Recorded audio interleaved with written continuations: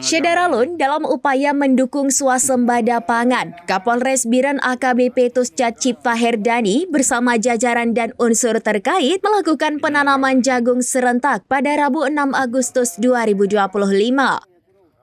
Acara utama berlangsung di lahan milik Dayah Terpadu Jamiah Azan Jabil di Biren.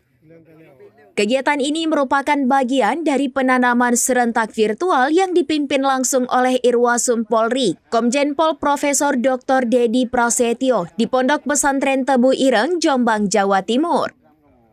Tidak hanya di pusat, 10 Kapolsek dan 7 Polsubsektor di Biren juga ikut serta. Mereka menanam jagung di dayah dan pesantren di wilayah masing-masing bersama camat dan ramil dan penyuluh pertanian. Sebagai bentuk dukungan, bibit jagung, pupuk, serta alat semprot juga diserahkan. Di Samalanga, penanaman dilakukan di lahan Dayah Mudi 2. Sementara itu dijangka kegiatan berlangsung di Dayah Terpadu Yayasan Birul Ummah. Dan di Gandapura, penanaman jagung berlokasi di Pondok Pesantren Ma'had Tahfatul Maida Al-Aziziyah.